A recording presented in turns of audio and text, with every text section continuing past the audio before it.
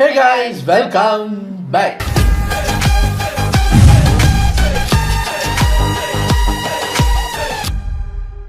இன்னைக்கு நம்ம லொல்லு ஃபேக்ஸ் தானே சேனல் பேரை மறந்துட்டேன் பாருங்க.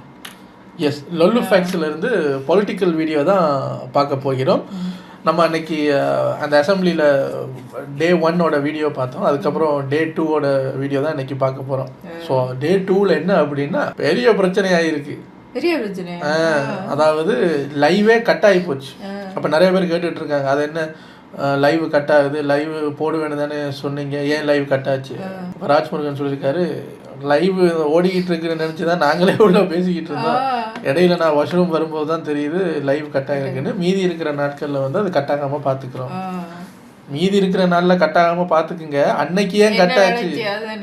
இதுக்கு முன்னாடி இருந்த அரசாங்கம் அது லைவே போடுறது கிடையாது. அப்போ எங்களுக்கு என்ன நடந்தாலும் தெரியாது, கவலையும் கிடையாது. இப்போ நீங்கள் உள்ளே போயிருக்கீங்க, போடுறேன்னு சொல்லி போட்டு பழக்கி போட்டீங்க. திடீர்னு நல்ல சீனில் கட் பண்ணியிருக்கீங்கன்னா அப்புறம் என்ன அர்த்தம்? அடுத்து என்ன நடந்துச்சு யாருக்கு தெரியாது. அங்கே இருந்த நேரில் பார்த்தவங்க தான் நியூஸில் வந்து அதை ஒரு ஸ்பீச் மாதிரி சொல்கிறாங்க. ராயபுரம் எம்எல்ஏ, தாவேக்காவோட எம்எல்ஏ, அவங்க எதிர்கட்சியிலேருந்து வாக்குவாதம்லாம் பண்ண அடிக்க பாஞ்சாரு, அவர் அடிக்க ஓடி வந்தார், பின்னாடி இருந்து முன்னோக்கி வந்தார் அப்படின்றாங்க. பிறகு அட்லியை பற்றி எல்லாம் பேசியிருக்காங்க. அட்லியை பற்றி பேசின அந்த வீடியோவை நான் பார்த்தேன். அதில் ஒரு அமைச்சர் வந்து எதுக்கு அட்லியை பற்றி பேசினாங்கன்னு இன்னைக்கு வரைக்கும் எனக்கு தெரியாது. அதான் அட்லி யோசிப்பார், நான் தான் ஹிந்திக்கு போயிட்டேன், அப்படியே ஜம்ப் பண்ணி இப்போ தெலுங்குக்கும் போயிட்டாங்க, என்ன எதுக்கு சரி இருக்கிறீங்க?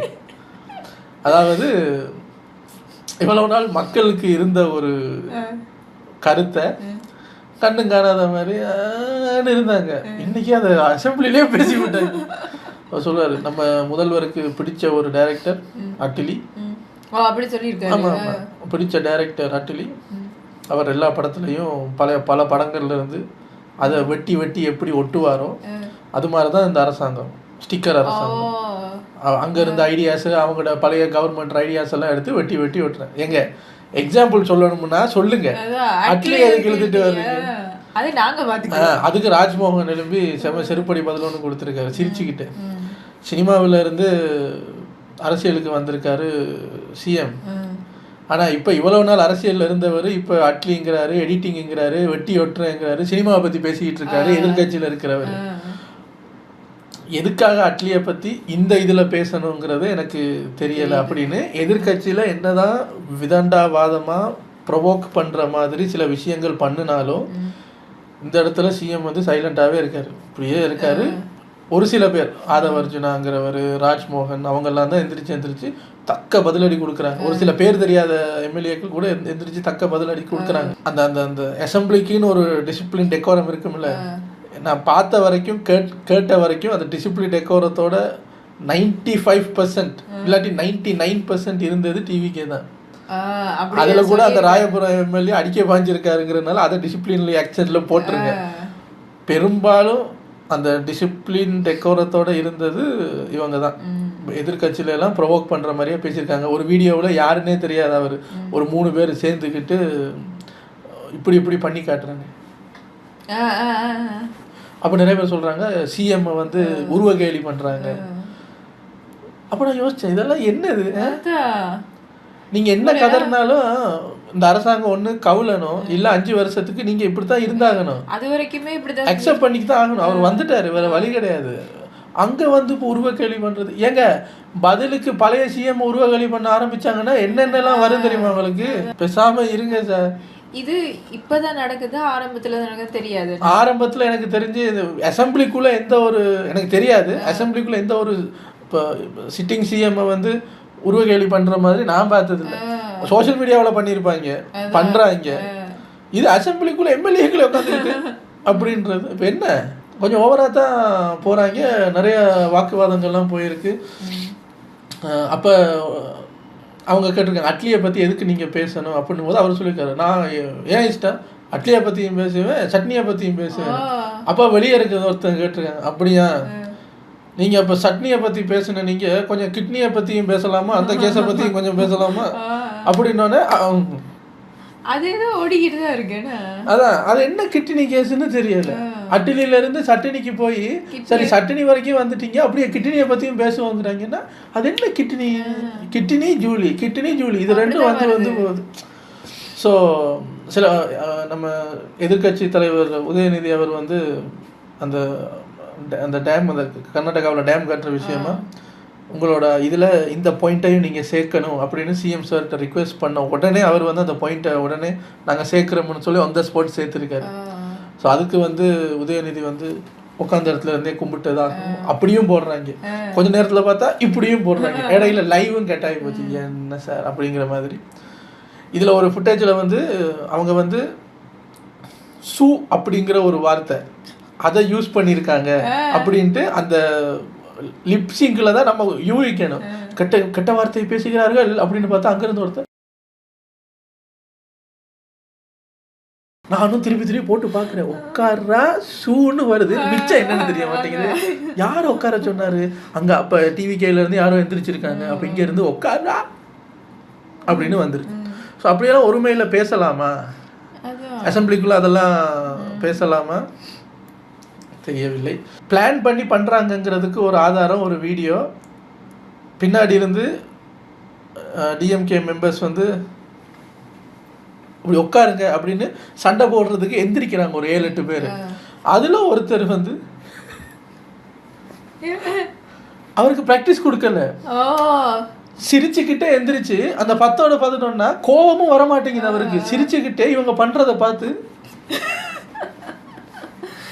அப்போ அதை பார்க்கும்போதே தெரியுது உங்களுக்கு அங்கே என்ன நடக்குதுன்னே தெரியல. 2 சைடில் இருக்கிற 4-5 பேர் எந்திரிச்சு கத்தும் போது இவரும் சேர்ந்து அப்படி பண்ணிக்கிட்டு இருக்காரு. இதனோட அது வம்பா போச்சு அப்படின்னு நிறையா கூத்து. ஐயோ இங்கே பாருங்க, நான் பார்த்ததெல்லாம் சொல்லிக்கிட்டு 8 நிமிஷம் ஆகி போச்சுங்க, நான் வீடியோக்கு வந்ததே மறந்துட்டேன், சாரி. ஐயோ நான் ரியாக்ட் பண்ண வந்த வீடியோவே 8 நிமிஷம் தாங்க, நான் 8 நிமிஷத்துக்கு இன்ட்ரோ பேசியிருக்கேன்னு மன்னிச்சு. நல்லா தான் இருக்கு இதெல்லாம் கேக்கு. அப்போ வீடியோவில் என்னத்தை பார்ப்பேன்? TVK versus DMK clash, Tamil Nadu assembly 2026 troll என்ன ஏதுங்கிறத உள்ளே போய் பார்த்துடலாம். எனக்கு இன்னொரு கருத்து என்னென்னா, இவங்கெல்லாம் இப்படி ப்ரொவோக் பண்ணுறதுக்காக அவர் உடனே பேசி நொட்டணுங்கிறதெல்லாம் இல்லை. பட் அந்த இடத்த நம்ம அவங்களுக்கு கொடுக்க வேணாம்னு தோணுச்சு. வாயை திறங்க சிஎம் அப்படின்னு பெஜ் அடிக்கிற அளவுக்கு இல்லாமல் இப்போ என்ன இப்போ பேசணுமா அப்படின்ட்டு அவங்களுக்கு இடம் கொடுக்காம நம்ம பாயிண்ட்ஸை மட்டும் சரியாக பேசுனா அப்போ அவங்களுக்கு இப்போ இதுக்கு மேலே அடுத்து என்ன பண்ணணும் அப்படிங்கிற மாதிரி ஒரு இது பண்ணலாம். மிக்சர் சாப்பிட்ற ஃபோட்டோ, இப்படி சும்மா அப்படியே உட்காந்து இருக்கிற ஃபோட்டோ, பின்னாடி பூகம்பமே நடக்குது, நடுவில் ஒருத்தர் இப்படி அப்படி இருக்கிற ஃபோட்டோஸ் எல்லாம் போட்டு அதில் விஜயோட ஃபேஸை ஒட்டி ட்ரால் பண்ணுறாங்க. ஸோ அதுக்கு இடம் கொடுக்காம இருக்கலாமேன்றது ஒரு தாழ்மையான வேண்டுகோள். ஏன் சைலண்டாக இருக்கீங்கிறது உங்களுக்கு தான் தெரியும். ஸோ பார்த்து பண்ணுங்க. சரி வாங்க, இது ரைட் மினிட்ஸ் வீடியோங்கிறனால டக்குன்னு பார்த்துட்டு இதுவும் இப்போ 2ஆம் முறை சொல்கிறோம் போல இருக்கு. அப்படியா? தெரியல, எங்கோ எல்லாம் உழப்பிருச்சுங்க, அசம்பிளி மாதிரியே ஆகி போச்சு நம்ம வீடியோ. மைக்க வாய் பக்கத்துல வைக்கணும், நீங்க தெர்மாமீட்டர் மாதிரி வாய்க்குள்ள வச்சாங்க.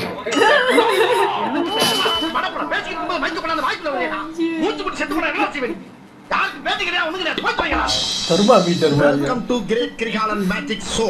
அலை கடலான திரண்டு வந்து ஆர்ப்பாட்டமே இல்லாமல் இங்கு அமைதியாக அமர்ந்திருக்கும் என் ரசிக பெருமக்களே, உங்கள் எல்லோருக்கும் என் அன்பார்ந்த முதல் வணக்கம். இவங்க பண்ற கூத்துக்கு தூக்கம் தான் வருது. ஐயோ 6 வேளை சோறுனால மேற்கொண்டு நொறுக்கு திணி வேற திங்க நாங்க. என் ஜோத்துல வந்து போறீங்களா? என் பசியோட மாமலா உங்களை விடாது.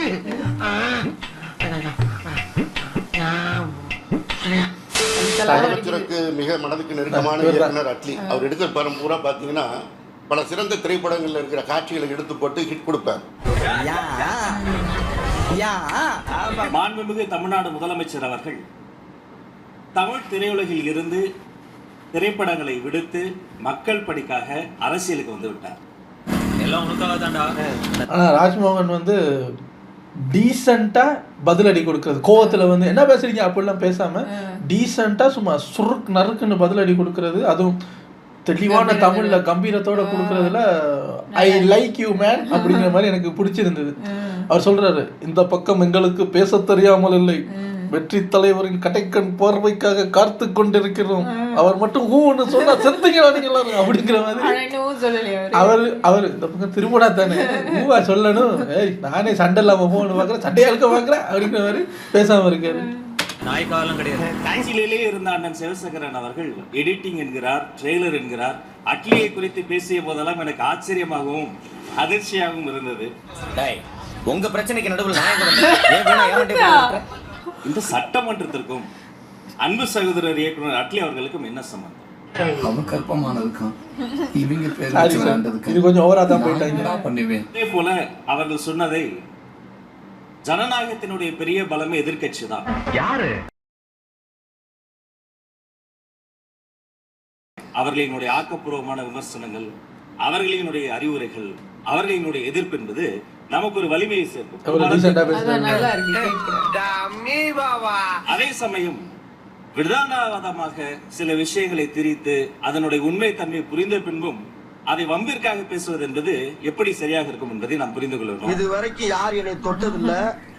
போன மாசம் தானே நான் அடிச்சேன். அது போன மாசம், நான் சொல்றது இந்த மாசம். காலங்கள் மாறும், காட்சிகள் மாறும் என்றார். இந்த சட்டமன்றத்தை பாருங்கள், காலங்கள் மாறிவிட்டது, காட்சி மாறிவிட்டது.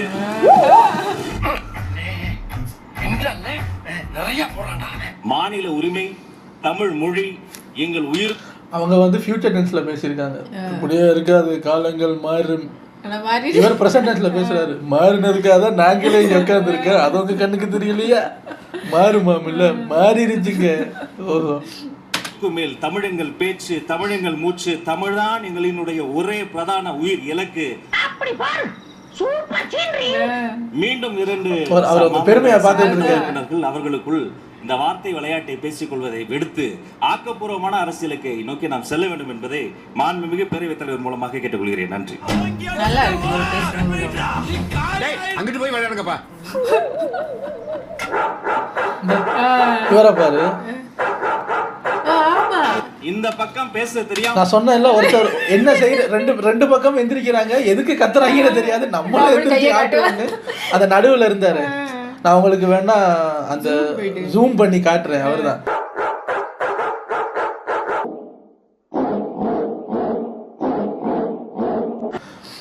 அவருக்கு என்ன நடக்குதுன்னே தெரியாது. எல்லாரும் எந்திரிக்கிறாங்க, நம்ம எந்திரிக்கலன்னா தப்பாயிருமே, சிரிச்சுக்கிட்டே சண்டை போடுவாங்க.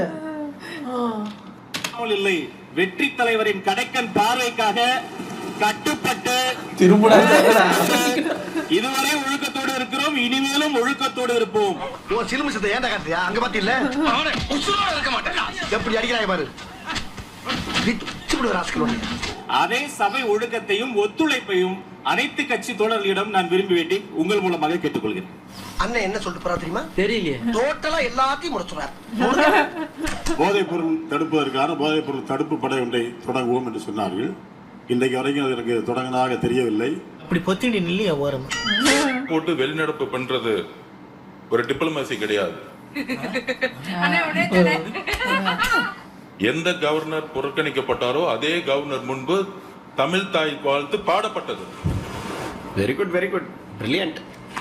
உங்களுக்கும் எங்களுக்குமான வாக்கு வித்தியாசம் 17 லட்சம் தான். தமிழக வெற்றி கழகத்திற்கும் திராவிட முன்னேற்ற கழகத்திற்கும் 17 லட்சம் வாக்குகள் மட்டும்தான் வித்தியாசம் என்று குறிப்பிட்டார்.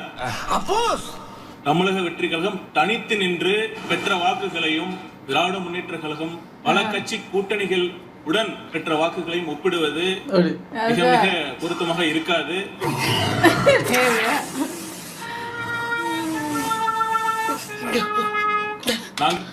இப்படி எல்லாம் கவுண்டர் அட்டாக் வரும்னு தெரியாம பேசிடுறோம். உங்களுக்கு எங்களுக்கு 17 லட்சம் தான் வாக்கு வித்தியாசம், சரியா சார்? நாங்க தனிச்சு நின்னா நீங்க எல்லாரோடையும் சேர்ந்து நின்னுமே 17 லட்சம் வாக்கு வித்தியாசம்னா அப்ப அது எவ்வளவு பெருசு. 17 லட்சம்னா எவ்வளவுன்னு தெரியுமா? 17 லட்சம் மக்களையும் ஒரு இடத்துல திரட்டி பாருங்க எவ்வளவு வருவாங்கன்னு. ஒரு 1000 பேரே ஒரு கூட்டம், 1 லட்சம், அப்புறம் அது 10 லட்சம், 15 லட்சம், 17 லட்சம்னா எத்தனை பேரு? 17 லட்சம் தான் வித்தியாசம், சரியான்ற மாதிரி சப்ப மாதிரி பேசுறாரு. பெருமையுடன் சொல்வோம், எங்களுக்கு கிடைத்த ஒவ்வொரு வாக்கும் தமிழக வெற்றி கழகத்திற்காக மட்டும், தமிழக வெற்றி கழகத்தின் தலைவர் முதலமைச்சராக வர வேண்டும் என்பதற்காக விழுந்த வாக்குகள் தான். இந்த அவமானம் உனக்கு தேவையா? தெரியுமா? தெரியும். கடைசியா இருக்காரு இவர் டிவிக்கு. அப்பாவுக்கே கதை திரைக்கணும் வசனம் எழுதி கொடுத்தது எங்க தலைவர். அப்ப அவரு சினிமாக்காரர் தான்.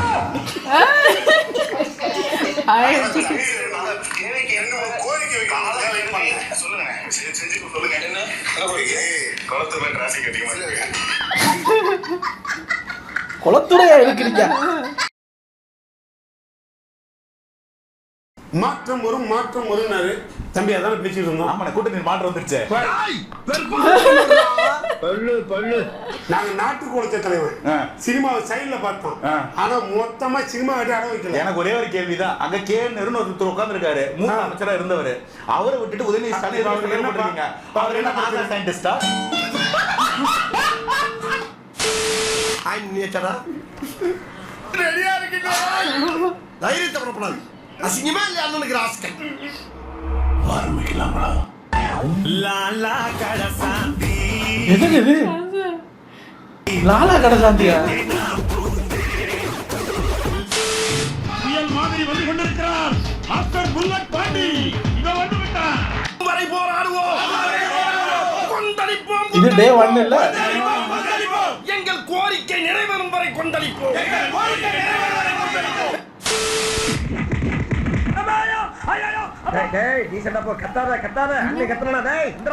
அசம்பிளிக்குள்ள அடிச்சு அனுப்புறாங்களா? இதெல்லாம் நம்மளுக்கு பழக்கப்பட்டதா ஓடாத சொன்னாங்க.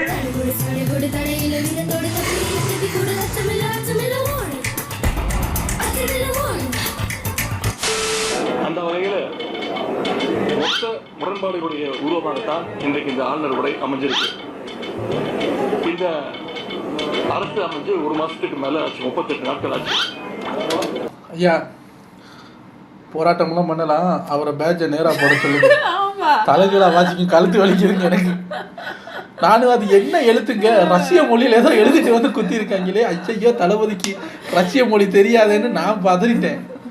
அது என்னன்னு வாசிக்கிறது? நீங்க சரியா போட்டிருக்கீங்க. அவருக்கு பேட்சை ஒழுங்கா குத்துங்க சார். இவங்களுக்குன்னு சொல்றதுக்கு சாதனைகள் எதுவுமே இல்லை. நான் வந்து ஒரே ஒரு டவுட் தான் உங்கள்கிட்ட கேட்கணும். சூப்பர்ண்ணே கேளுங்க. சோறுங்க வேற என்ன கேட்குறேன்?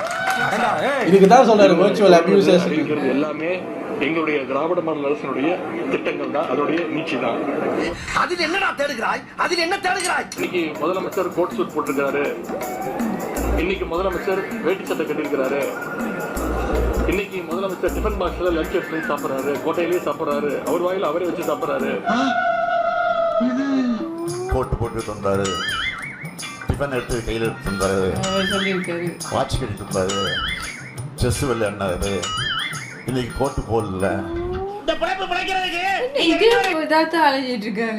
வீட்டுல ஒன்னாதானே உட்காந்து பேசுவாங்க. இல்ல எல்லா இடமும் இதே சொல்லி. அதான் நான் எங்க போறேனோ நான் அதை பேசுவேன், நீங்க இங்க போகும்போது நீங்க அதை பேசுவேன். வீட்டுல ஒன்னா உட்காந்து பேசிட்டு வந்து இழுத்து மாறாம அப்படியே சொல்லுவேன். ஐயா சரி, நீங்க சொல்ற மாதிரி அப்படி சிஎம் இது பண்ணாரு அது பண்ணாரு, அவரு சோறு அவரே எழுதி வாயில வச்சாருன்னு சொல்றதெல்லாம் தப்புன்னு வச்சுக்கோ. ரிவைண்ட் பண்ணி பார்த்தா நீங்களும் அதானே பண்ணீங்க. சைக்கிள் எடுத்துட்டு யாரு மேல அதை ரோட்ல தனியா போனாரு சிஎம் சார், ஜிம்முக்கு போய் எக்ஸசைஸ் பண்ணாரு சிஎம் சார்னு உங்களுக்கு தான் வந்துச்சு.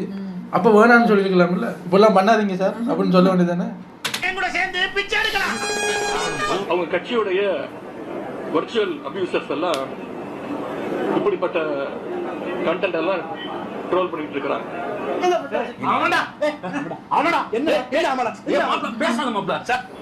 மிகப்பெரிய அதிசயங்கள் இப்போ இங்க நடந்துகிட்டு இருக்கு. மரபு மீறப்பட்டிருக்கு. திமுக ஆட்சியில எப்பவுமே தேசிய கீதம் மட்டும்தான் தமிழ்.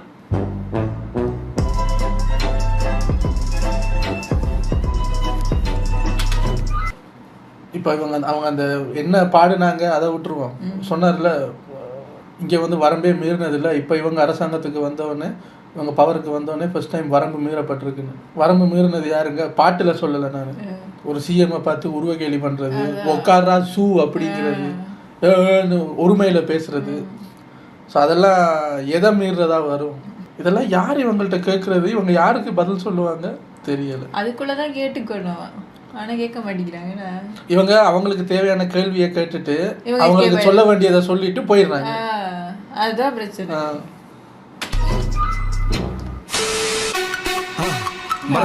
சர்ப்ரைஸ் பண்ணுங்க.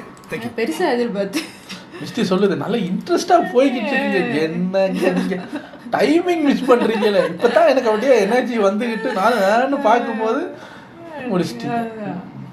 கவலைப்படாத, ஒரு மாசம் தான் இவ்வளவு வருது, இன்னும் நிறைய டைம் இருக்கு, என்னென்னலாம் வரும்.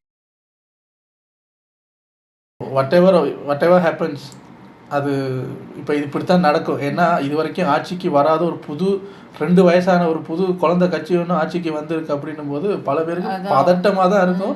5 வருஷம் வரைக்கும் விட்டு வைக்கக்கூடாது, டக்குன்னு கவுத்து விட்டுருவாங்கிற மாதிரி இந்த மாதிரி அவங்களே இது பண்ணுவாங்க. பட் அந்த அசம்பிளியில் வந்து அந்த டெக்கோரம் மெயின்டைன் பண்ண டிவிகே எம்எல்ஏஸுக்கு வந்து வாழ்த்துக்கள், நல்லா இருந்தது அதை பார்க்கும்போது. லைவை கட் பண்ணிட்டு உள்ள என்ன செஞ்சீங்கன்னு தெரியாது, பட் லைவ்ல நாங்கள் பார்த்த வரைக்கும் அவர் அடிக்க ஓடி வந்த எம்எல்ஏன்னு கதையாக தான் கேட்டோம். அதை ஃபுட்டேஜில் பார்க்கல. பார்த்துருந்தா இப்போ கண்ணோட்டமே மாறி இருக்கு, என்னங்க அடிக்க ஓடுறாங்க அப்படிங்கிற மாதிரி.